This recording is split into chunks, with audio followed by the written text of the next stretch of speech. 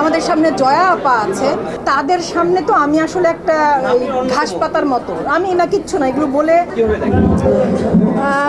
সব কিছুই আসলে পৃথিবীতে সব ধরেন এটা একটা সেন্টার, আমি কোন অ্যাঙ্গেল থেকে দেখছি ডিপেন্ড করে তার উপর, এটার কিন্তু 360 ডিগ্রি অ্যাঙ্গেল।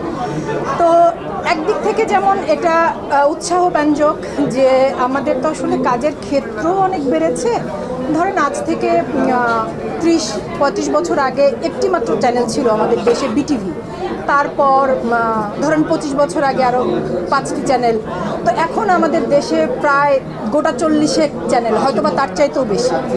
তারপর হচ্ছে আমাদের ওটিটি প্ল্যাটফর্মগুলো গত 5-7 বছরে যুক্ত হয়েছে, এবং সেই ওটিটি প্ল্যাটফর্মও কিন্তু প্রায় 8-10টা মানে ওটিটি প্ল্যাটফর্মে কাজ হচ্ছে, সিনেমা তো আছেই। তো এই যে এত ক্ষেত্রে কাজ বেড়েছে, সেই জায়গা থেকে আমি বলবো যে আগে এটা আমি এই জন্য বললাম যে আগে অ্যাওয়ার্ডের ব্যাপারেও আমরা আসলে দুটো অ্যাওয়ার্ডের কথা জানতাম, জাতীয় চলচ্চিত্র পুরস্কার আর আমরা ছোটোবেলায় দেখেছি মেরিল প্রথম আলো। এছাড়া কিন্তু আসলে আমরা আর অ্যাওয়ার্ড প্রোগ্রাম দেখি।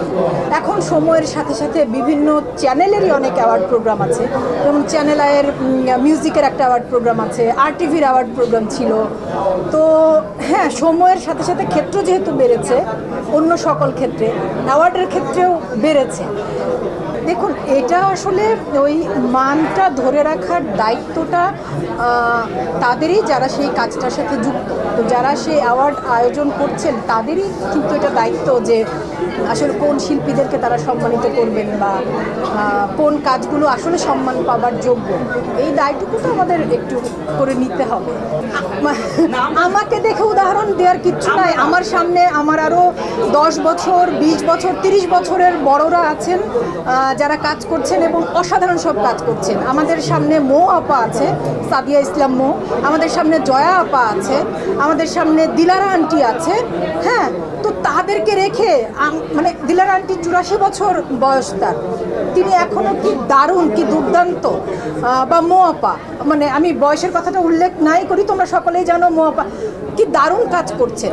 তো তাদের সামনে তো আমি আসলে একটা ঘাস পাতার মতো, আমি না কিচ্ছু না এগুলো বলে, প্লিজ এগুলো বলো না।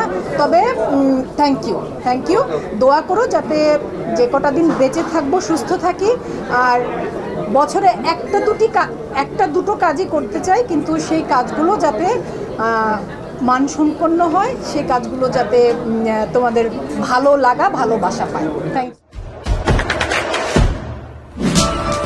দেশে দেশে সবার সাথে দ্য নিউজ।